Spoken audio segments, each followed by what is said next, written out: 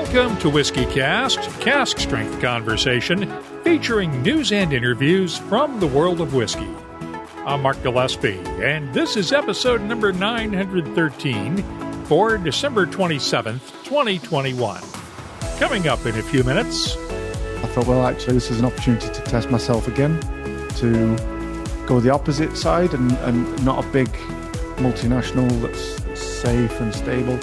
Actually, entrepreneurial, fast-paced, join something at the beginning, it's an evolution, and let's go on a journey that takes us through that and see if we can have some fun along the way.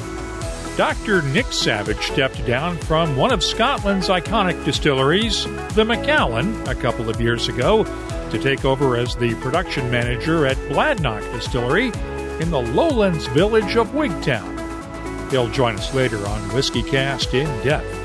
I'll also have the What I'm Tasting This Week department, your voice, behind the label, and 275 now 276. 276 would have been 276.66 now 276. $276,000 would you bid at 276. $275,000 is bid. Ryan, you're in second place. Come on back in. We're looking for $276,000. The news is next on this holiday week edition of WhiskyCast.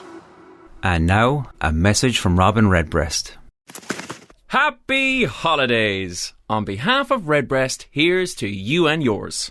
Eating well, enjoying a redbreast or two, and getting all snug and cosy on the couch. Reminds me of my own nest. Sure, there's no cushions or blankets, but I do have some very fancy decorative twigs, let me tell you. Proud sponsor of WhiskyCast. Redbreast. Pass it on.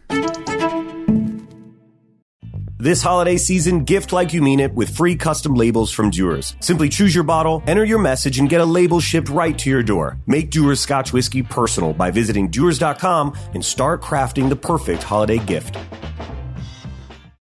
Let's get started with the news. It's brought to you by the Dalmore.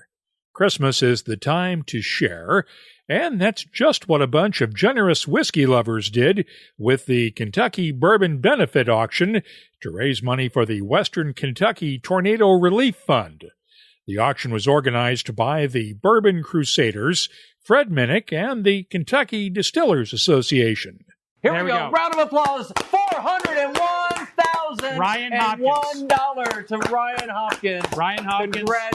Congratulations. But I want to also say to John Rudolph, it takes a lot of guts to bid that high. And so thank you to John Rudolph for being Ryan's adversary. That's Fred and auctioneer Bill Menish with the live auction's final item, a barrel selection experience of 19-year-old Willet bourbon that went for $401,000. That brought the auction's total to $3 million, but that's not quite where it stopped, as Brian Hara of the Bourbon Crusaders told me. I was absolutely astounded at the generosity, first of the donors of these items and the distilleries for the experiences that they donated, but then the generosity of the folks paying over $400,000 for a Willet barrel experience and for these experiences. And then those two distilleries, when they doubled their donation and allowed the second place bidder to buy at the top bid again, I was astounded. It's the only word for it. Yeah, tell me about that, because that came as a complete shock when they basically said on a couple of, Four Roses and one of the other barrels, they said, we'll do a second one if the second bidder wants to match. That's exactly right. It was a complete surprise. The first one to do it was the Four Roses barrel. They contacted us to see if we would check with the second place bidder who had narrowly lost out on the bidding. The second place bidder was interested in paying the winning bid price. So Four Roses doubled the experience, and that was a 17-year to a 20-year barrel selection and the experiences. And then Willet later in the night contacted us, and we reached out to the second place bidder for the Willet barrel, and by the next morning we had solidified the agreement of both sides, and Willet doubled their donation. It's just absolutely miraculous. And that was $500,000 by itself, right? That's right. I think the Willet barrels were just over $400,000, and I forget the Four Roses price. But wait a second. Are you telling me the Willet that brought $400,000? They did a second one? They doubled it. So okay, because they didn't tell us that the night of the auction. That didn't come out that night. That's right. That was solidified by the next morning. So that bumped our donations from the auction up to $3.4 million. The money is still coming in, and Harris says the funds should be transferred to the state's Team Western Kentucky Relief Fund over the next few days to help victims of this month's deadly tornadoes. Meanwhile, a separate auction organized by Buffalo Trace Distillery raised around $66,000 for the relief fund. That auction included a complete Van Winkle collection that brought a high bid of $42,800. Here's an update on a story I reported last time around, and it is not completely unexpected. Victoria Whiskey Festival organizers have now canceled plans for the event scheduled from January 13th through the 16th in British Columbia's capital city. That decision came after provincial health officials issued a new set of pandemic-related health orders last Tuesday. It's the second year in a row that the festival has been canceled because of COVID-19. Organizers hope to be able to have the festival in January of 2023. In other news, Heaven Hill has won a preliminary round in its lawsuit against the descendants of the late J.W. Dant. Dant family members opened what was to have been called the Dant Crossing Distillery back in 2018 as a bid to reclaim the family's distilling legacy, even though their ancestors sold off the J.W. Dant brand name in 1943. They wound up naming the distillery the Log Still Distillery. It's located in Gethsemane, Kentucky. Heaven Hill acquired the rights to the J.W. Dant brand name in 1993 and sued the Dant family earlier this year for trademark infringement. A federal court judge in Louisville has now issued a preliminary ruling that the Dant family cannot tie its current distillery to that history and has to remove all references to J.W. Dant from its products. The family can still talk about the Dant family's record in its tours and on social media, but has to make it clear that it does not own the J.W. Dant brand. No word yet on whether the Dants plan to appeal that ruling. With the end of the year, we have a couple of retirements to note. I've already reported before that longtime Johnny Walker master blender Jim Beveridge is retiring at the end of this week. Now there's word that Aaron production director James McTaggart is retiring this week as well. He's been part of the Scotch whiskey industry for 45 years, with most of that time spent at Bowmore.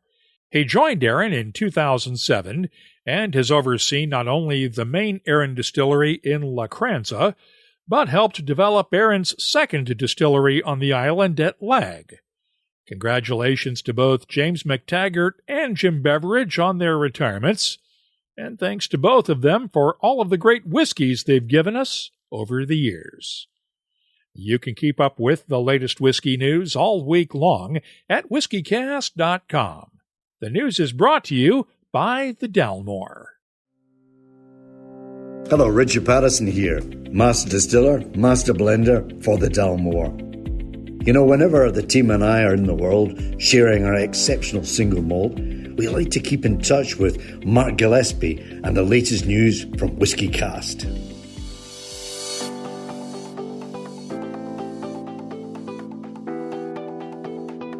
Time now for the WhiskyCast calendar of events brought to you by Catoctin Creek. If you're in the metro New York City or Charlotte areas, there will be a one-night series of beef and bourbon dinners January 13th to raise money for the Western Kentucky Tornado Relief Fund.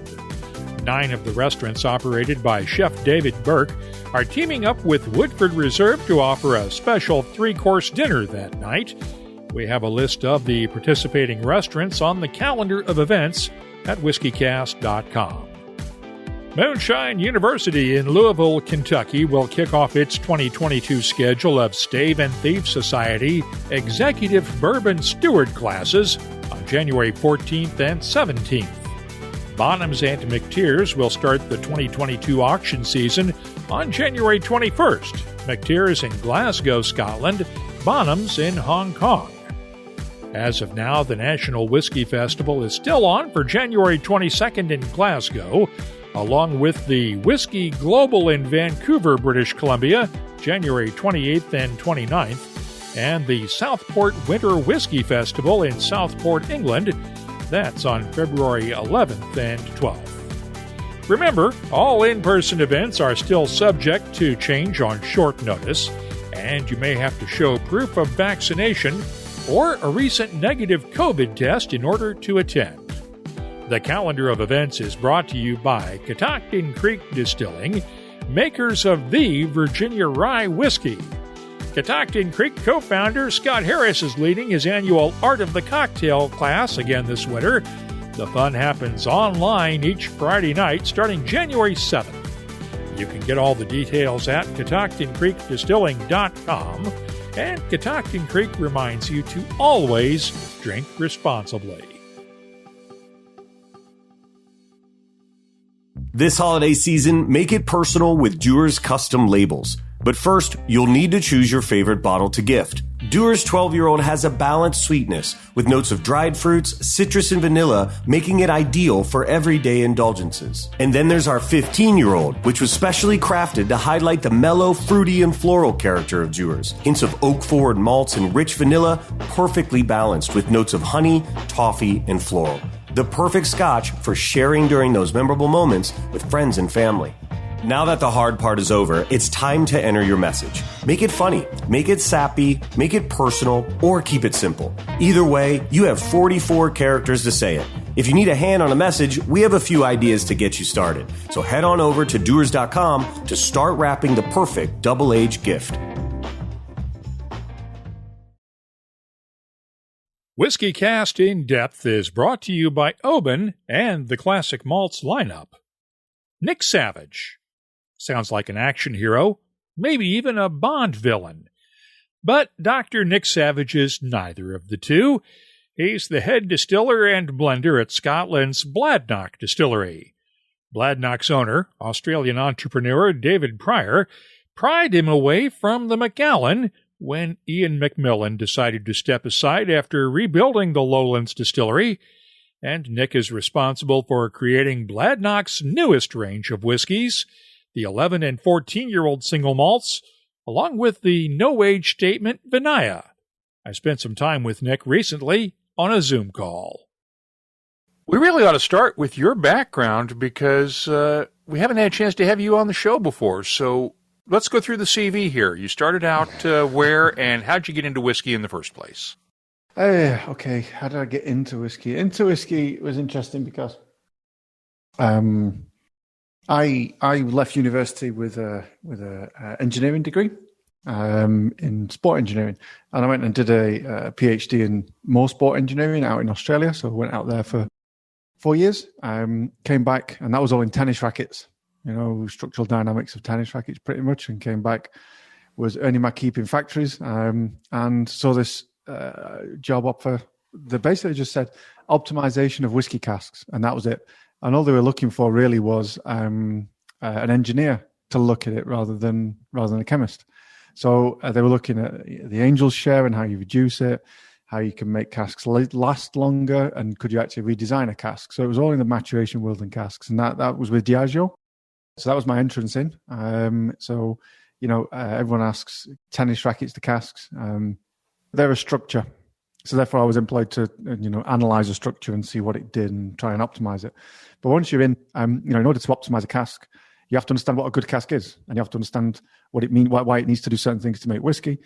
So my first boss was Jim Beveridge, and he was telling me what he needs from a cask, and all learn about charring and toasting, and that goes along with the Angel share and rejuvenation and how thin you can make casks. But then you're into you're immersed in the industry, and you get trained in nosing panels and how to nose spirit and what the differences are. So you're immersed all of a sudden, regardless of why you entered in an engineering background. You're immersed in it. So so that was with Diageo for 8 years. A lot of fun stuff. A lot of breaking casks. How do you know how strong a cask or something is? How do you know how strong something is? Well, you break it basically, then you work back from there. So that was kind of the principle. A lot of good fun. And then went to William Grant's across in Girvan, which was the opposite side of the fence in terms of technical. So instead of maturation, we're into brewing and distilling at the massive grain distillery with malt on site. Everything on site at Girvan. It's huge. So, really, if you're ever going to learn about brewing and distilling, it was at Girvan. And it was a huge learning curve, learned a hell of a lot in a very short period of time. But that's what you do in Grants. And it was a great experience.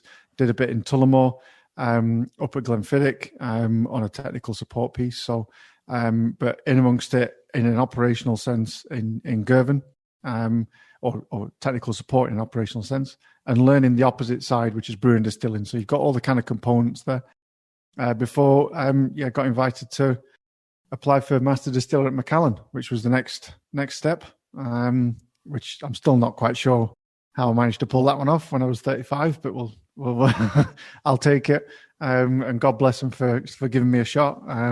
We sort of pulled the whole thing together: brewing, distilling, maturation, adding the stocks onto it, adding the brand, adding innovation, the commercial aspects. Obviously, you have to work out how valuable things are and how to make it, make the most out of a limited supply. What we didn't do in those 3 years that I was at Macallan isn't really worth mentioning. A lot of things changed. We sort of culminated in 2018 was a huge year, and the distillery was launched. All the auctions were going crazy with the world records. The innovation coming out was well structured. Lots of collectibles. The whole brand changed in terms of its portfolio, and we made a lot of people changes in the background. So another huge 3 years, big S curve. And then David phoned. And I'm never, all these moves are never really I've got an itchy bum. I don't want to move. It's more, there's an opportunity and you assess things. So, David, we had a chat, and he told me all about what he was trying to do and what the vision was and what the fundamentals of what we already had were. And, I thought, well, actually, this is an opportunity to test myself again, to go the opposite side and not a big multinational that's safe and stable, actually entrepreneurial, fast pace, join something at the beginning, it's of evolution, and let's go on a journey that takes us through that and see if we can have some fun along the way to building it into one of those brands. When you moved down to Wigtown, you took over for one of the legends in the industry in Ian McMillan. Yep. And I'm curious what he left behind for you, because he essentially rebuilt that distillery from scratch for David before you came on board. What did he leave in the cupboard for you? In the cupboard? I mean, there's some good stocks, let's put it that way. So obviously we've got I describe Bladnoch as a brand new 200-year-old distillery. Okay, so yes, it basically had to be built from scratch. Everything down from the grist bin downstream is new, and Ian's built a great distillery that is very, very stable and gives us that classic Lowland style. So no concerns there.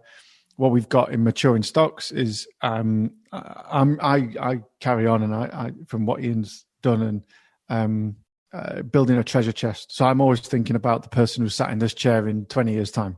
Want to open the warehouse doors and see lots of things, not just bourbons. So they've got lots of things that they can play with, lots of, it's like a palette on an art, that type of approach. So, yep, there's lots of interesting things in there. I'm not going to tell you too much, but I'm not disappointed with what we've got maturing. You've been releasing some interesting whiskeys around the world over the last couple of years, but the U.S. gets this new core range with an 11 and 14-year-old and another Sanskrit-themed expression in Vinaya. First of all, let's talk about the whole Sanskrit thing, because this follows on Samsara, which came out about 3 years ago. What's the deal with that, and why are you guys picking Sanskrit namings for some of these whiskeys. So some Sanskrit, some Hindi, some Indian. So David's background is he's half Indian, so his heritage and background he's leaning on his Indian heritage, and that's where the link comes from. And some of them are you should be through the MPD kind of brain trust and the think tank that comes up with these. Some of them are great; they've got some great meanings, but if we can't say them, it's difficult. So Samsara, Vinaya, Talia, that they've got great meaning, but you can also say them, and I think that's key as well. And they're quite beautiful words, when you look at them. So I'm very much one for if David wasn't having that Indian heritage, I'd be asking the question, what are we doing here? This has got no applicability. But actually, it's everything that you see coming out has actually got a meaning, and I'm very keen on that. I don't really want to. I don't really like coming up with the label and then reverse engineering the whiskey into it. Okay, so let's start off with the whiskey. Let's start off with our story, and let's tell our story because it's pretty cool. What's wrong with that? So that's where the whole Sanskrit comes. Samsara is meaning rebirth, so that's reflecting on David purchasing the distillery and it being reborn in 2017. Vinaya is about our home and our origin, and what we're trying to. That started off with the whiskey, and we talk a lot about casks in various products. I wanted to talk about the distillery character, the Lowland style, and we wanted to pay tribute to the fact that people have been distilling it in here a long time before us. And that's where we get our inspiration from. So we want, that's where Vinaya comes from. It's reflecting back to our distillery and our home, and that's where the story we wanted to showcase the distillery style came from. So everything hangs together, and every little piece should have integrity. That's kind of the objective. I kind of figured that with David living down in Australia, you guys would be using Australian theme names for some of these. We might well do. Watch this space. Watch this space. I mean, so you have to be careful with some things. You don't want to offend anybody because they come from different cultures. So you do have to be careful, and you have to be very respectful. And we are aware that it's alcohol, and there might be some religious context. So we always take that into consideration. And if we've got an idea, then obviously we'll engage. So there's a couple in the pipeline that are pretty cool. So watch this space for that. What you'll see have done with the portfolio is we've married it to the stocks, and you'll see the Bladnoch 11, the Bladnoch 14 year on year now. So if you like the 14, rest assured it's going to be there year on year. Same with the 11. So you're going to see that core range that's aged and no aged in that hierarchy. We've got the 19 there. There's more to come in the upper echelons, let's call it that. There's also more to come in the sideways. So sideways being the specials, the one-offs, the single casks. We've got that single cask program, 5 casks every year for 5 years. Very keen on when we do limited, really bringing everyone along for the journey. When we say it's limited at Bladnoch, it is limited. That's not a sales pitch. That's not to get you to buy more. It's not a USP. It's just a fact. We're limited. We're rare. So when I say we've got 5 casks for 5 years, you're not going to see me in year 6 stumble across 5 more and go, well, just keep on going. And the same with the Waterfall series that's distillery exclusive, which is basically a big Solera or long-term Solera process. And that's only for 5 years. There's 1,000 bottles every year. I'm not going to stumble across 1,000 in year 6 just to get that extra bit of money in from that's not how we do it. Want to be bringing everyone along and be very transparent with everything. So you'll see a lot more of the specials starting to come as the portfolio stabilizes itself, which is pretty much there, I think. When you're creating a no-age statement like Vinaya, what goes into creating that expression where you have the flexibility to play with anything in the warehouses and you don't have to worry about meeting an age statement like you do for the 11 and 14? Yeah. So you start off with for that type of product, for any product really, you always start off with what am I trying to show or do, right? And what we're trying to do with that one is we're trying to showcase the distillery character first and foremost. But then we also want to showcase some classic bourbon notes to give it that more refreshing feel. or keep the lowland style even more refreshing and embrace it.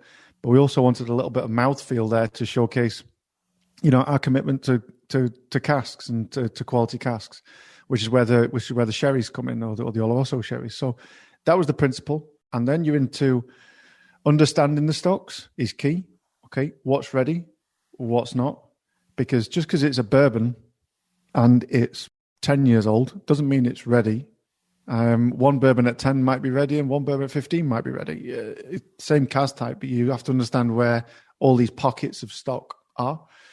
And once you've got that, you really are drawing down from stocks that are ready, and you don't have to be held to this must be 11, this must be 14. And I don't mean that in I can use it younger. What I do mean is I can pick it when it's ready. So if I have to use a bourbon and it's, 10 years old, it might be ready at 10. Now leave it to 11, it's too much. It's wasted to a certain extent. So I'm up for using them when they're ready. And the same fact that if I have to use it at 11, it might not be ready.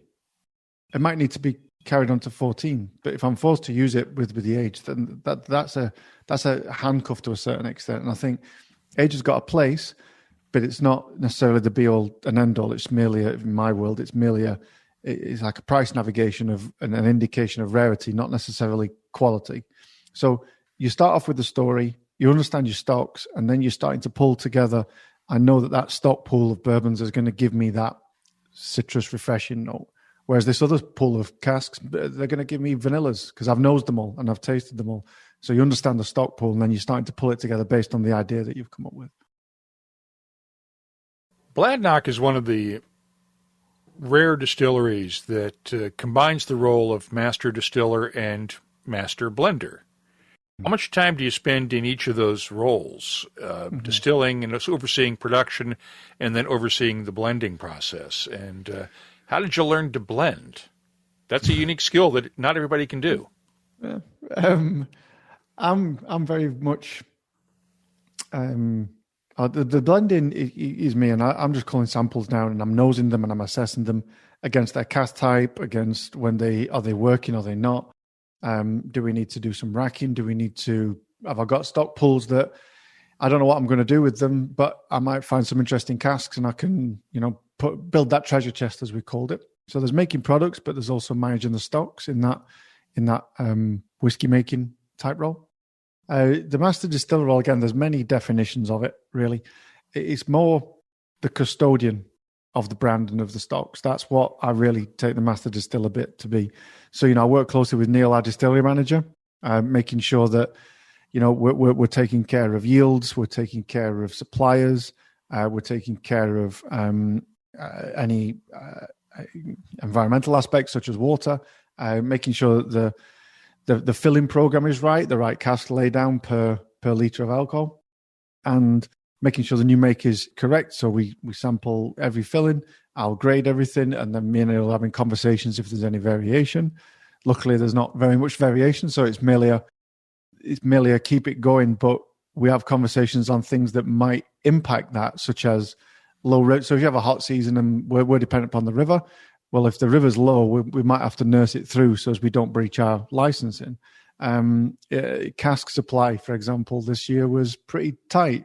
So, we have to manage that and see how we keep everything going within the environment that we sit in. So that's what I see as the master distiller role. Obviously, you've got a fundamental understanding of each of the processes, but not really day to day. That's over to Neil to manage and to push through.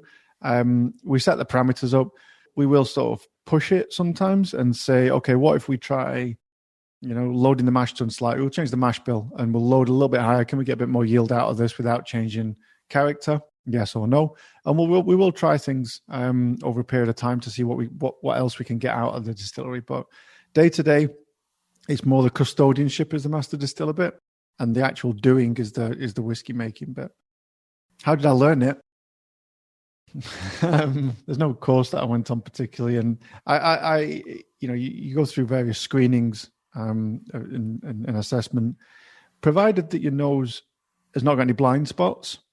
I think it's very much a exposure to it. I've been very lucky to be surrounded by a lot of skillful people and very experienced people, and just listen, just absorb it. That's my guidance. If you're the smartest person in the room, you're probably in the wrong room, right? Be around people who are smarter than you absorb it, and listen to them. But then you're into just exposing your nose to various things. Telling the difference between A and B is fairly easy. Most people can do that. Describing what the difference is, that's pretty tricky. So practice.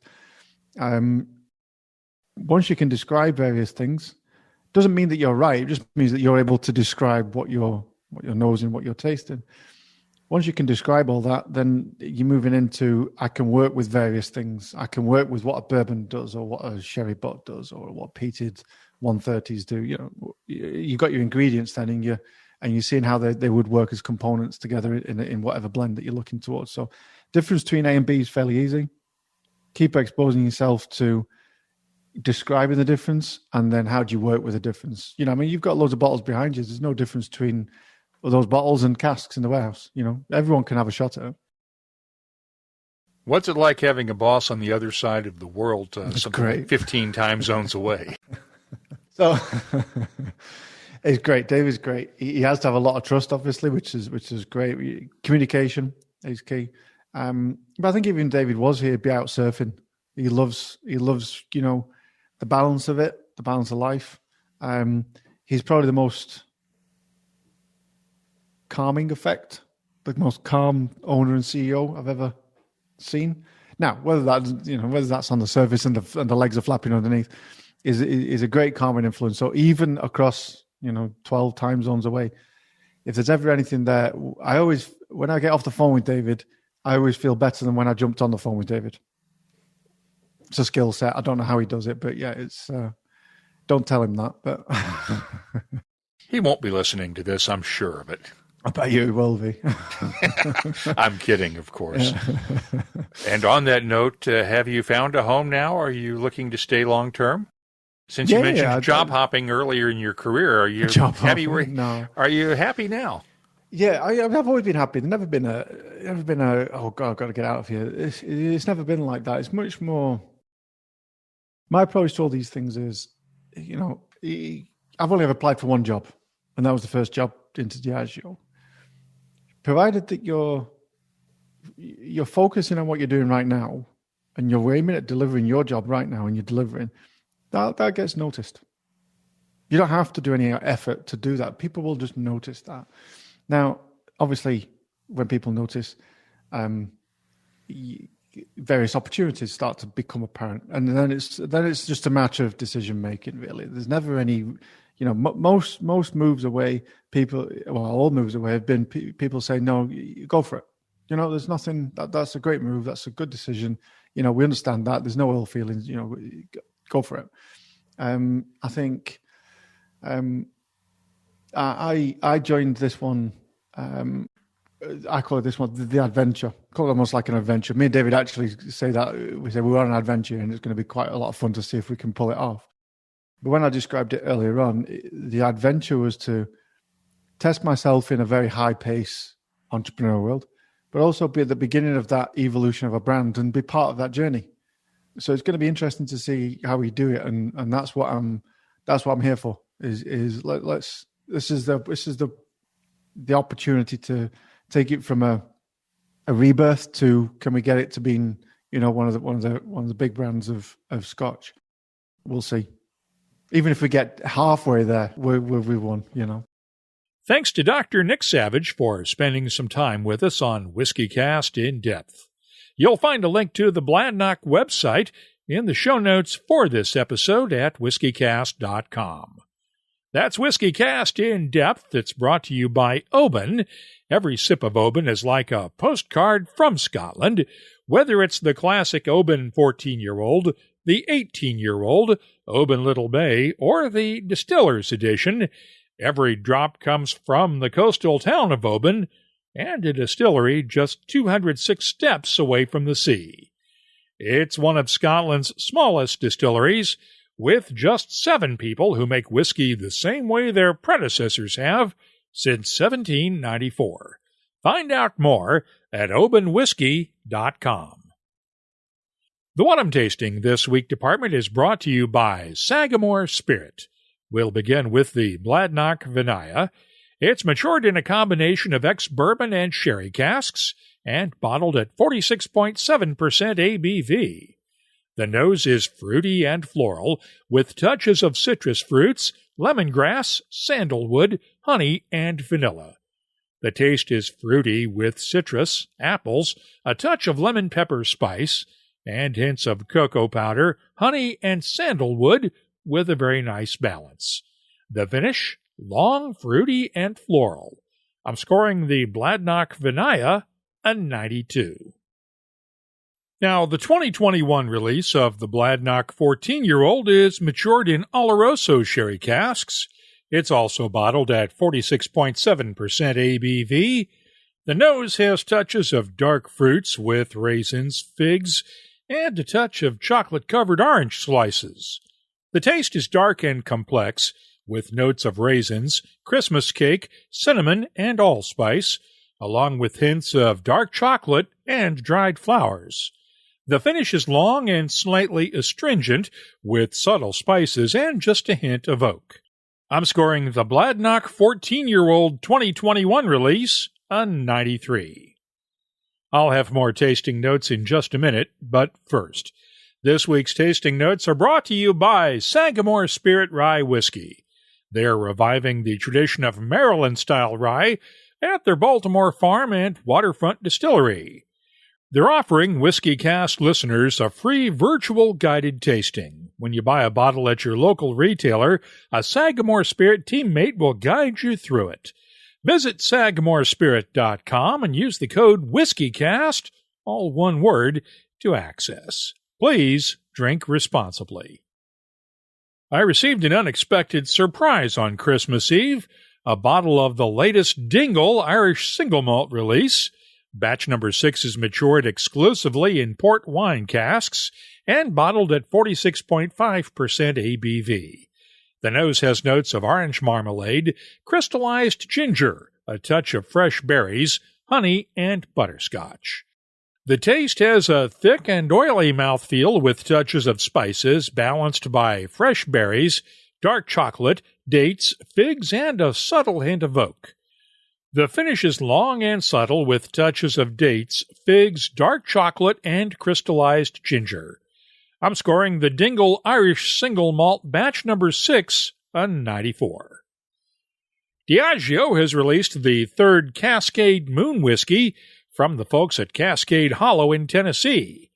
This one is a 13-year-old rye whiskey that was originally distilled and matured for the first 3 years or so at MGP in Indiana before the barrels were sent to Tennessee. It's bottled at 50% ABV. The nose has notes of baking spices, black cherries, caramel candy, leather, and pipe tobacco.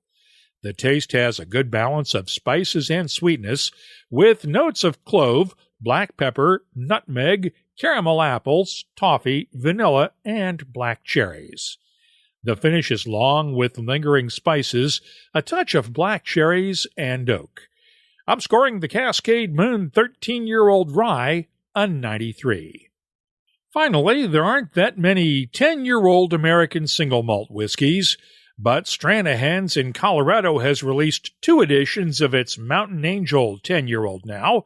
The second release is bottled at 47.3% ABV. The nose is full of toasted caramel, honey, soft oak, and a hint of cocoa powder. The taste is thick and chewy with black pepper, clove, cinnamon, honey, caramel, and a hint of cocoa powder. The finish is long and spicy with just a touch of oak. I'm scoring the Stranahan's Mountain Angel 2021 release a 92. The What I'm Tasting This Week department is brought to you by Sagamore Spirit. I'll be adding these tasting notes to our searchable list of more than 3,200 different whiskeys from all over the world. Check it out this week at WhiskyCast.com. And now, a message from Robin Redbreast. Not to throw shade on other holiday gifts, but gift cards, really? First, you can't pour, sip and share them. And second, they're so small that you can easily forget about them. Wait, do people say that about me? Proud sponsor of WhiskyCast. Redbreast. Pass it on. Let's open up the inbox now for Your Voice, presented by Scarabus Islay Single Malt Scotch Whisky. I got this email the other day from Mike Campbell in Los Angeles. I came across a new-to-me Japanese whiskey by Kamiki of Nara, Japan. It's called Intense Wood.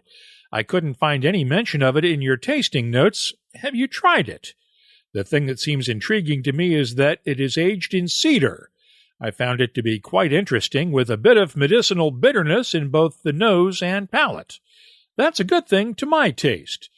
I'm a huge fan of the Islay malts. We've tasted many whiskeys from Islay at my local tasting club, the Malt Nuts, in Los Angeles, but I've never tasted anything quite like this. Thanks for keeping all of us up to date on the world of whiskey, Mark. Well, thank you for that email, Mike. I have not tasted that one yet, but I'm glad you shared your comments with us, and I'll have to give that Kamiki a try. I tweeted out the news about the cancellation of the Victoria Whiskey Festival the other day, and Brian, at WolfieW on Twitter, responded with this. I've, quote, liked your post in commiseration, Mark, not in happiness. Regardless, my best wishes for health, happiness, and prosperity to you and to all fans of the Victoria Whiskey Festival. Twitter really needs to give us some more options for reacting to a tweet other than just, quote, liking it. Brian, thanks for the kind words, and thanks to everyone who sent along holiday greetings over the last few days. By the way, it is time for our annual tradition, What Will Your Final Dram of 2021 Be? And what will be your first dram of 2022? Let us know on social media, and we'll share some of your comments the next time around. If you have a question, a suggestion, or anything else you'd like to share with whiskey lovers from around the world, you can always find us on Instagram, Facebook, and Twitter at WhiskyCast. The email address is comments@whiskycast.com. Your Voice is presented by Scarabus Islay Single Malt Scotch Whisky. I'm Scott Lane from Hunter Lane & Company. We want to wish you a happy festive season from all of our team in Scotland. And if you're travelling this holiday season, seek out a Total Wine & More store. We'd love to join you in toasting 2022 with a dram of our Scarabus Islay Single Malt Scotch Whisky. And Total Wine is the US home for Scarabus. Only those who seek shall find. Let's close out the show now with Behind the Label, our look at the history, science, and people who make whiskey unique. It's brought to you by Writer's Tears.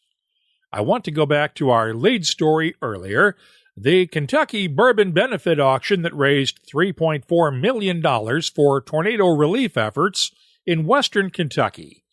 And I wanted to show some love for the Bourbon Crusaders. It's a group you probably have not heard of until this auction. They've maintained a relatively low profile, but the Bourbon Crusaders is the charity that made the entire auction possible.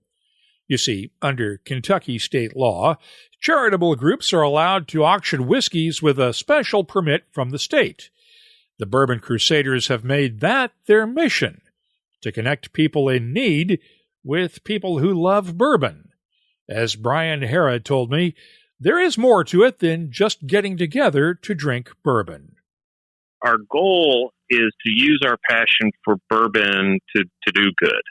And we've been doing auctions for several years now. We started when Jim Rutledge retired, and we had a benefit auction for the Crohn's and Colitis Foundation, something that was near and dear to Jim's heart.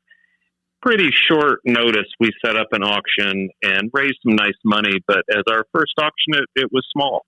The next year, we partnered with Heaven Hill and honored Parker Beam, and we did a lot better. And then the next year, we partnered with Willett and the American Cancer Society and had a fantastic outcome, particularly with Drew's generosity and his donations. We were setting records then for private barrels that were just blown away in this last one. So we're building up, I think, larger and larger on the auction front, and we hope to use our connections both with distilleries and with people who have fantastic rare bottles who are willing to donate bottles to help with a great cause, and it's been working out fantastically. And the club is based out of Louisville, right? Yeah, that's right. We're based out of Louisville, but we have membership literally from coast to coast. We have West Coast and East Coast. We only have, I think, 4 or 5 members who are actually in Kentucky. So we spread throughout the United States, and we're trying to work with distilleries not just in Kentucky, but distilleries everywhere in the States. How does one become a member if one wanted to? Well, we don't have a particular formalized way to become a member yet. So the best way to do it is to get involved with one of our auctions by bidding and reaching out to Bourbon Crusaders through social media or through our website. And you can find us on all the socials at Bourbon Crusaders. We've also included a link to the Bourbon Crusaders website in the show notes for this episode at WhiskyCast.com. And there may just be a second tornado relief auction in the works, since people are still coming forward with rare bottles to donate for the cause. If there's something you'd like to see us look at on an upcoming episode, just use the contact form at WhiskyCast.com. Behind the Label is brought to you by Writer's Tears. Writer's Tears Copperpot. The tears of Ireland's great writers, bursting with flavour, humour and angst. Bottled for you to taste. No writers were harmed in the making of this premium Irish whiskey. Writer's Tears Copperpot. That's all for this edition of WhiskyCast. You'll find links for the stories in this episode in our show notes at WhiskyCast.com. That's also where you'll find the latest whiskey news, my tasting notes, the calendar of events, the whiskey photo of the week, and, of course, a complete archive of all of our past episodes that goes back all the way to 2005. Get in touch with us on Twitter, Instagram, and Facebook at WhiskyCast. The email address, comments at WhiskyCast.com. This holiday season, Dewar's has you covered for the perfect gift with free custom labels. Pick your bottle, add your personal message, and get a free custom label shipped right to your door. This year, it's that easy. Visit us at Dewar's.com, and here's to very happy holidays from us at Dewar's. And now, a message from Robin Redbreast. Ever go out drinking with a peacock? Always the same. Few too many, tail feathers come out. Drinks get knocked over, bartender's not happy, night's over before it started. All I'm saying is, don't be the peacock in your group. Proud sponsor of WhiskyCast. Redbreast. Pass it on. WhiskyCast is a production of Cask Strength Media, copyright 2021. We're saying that for the last time, and comes to you each week from the charming, yet regrettably dry town of Haddonfield, New Jersey. I'm Mark Gillespie, reminding you that when you drink, please drink responsibly. Thanks for listening, and please stay safe.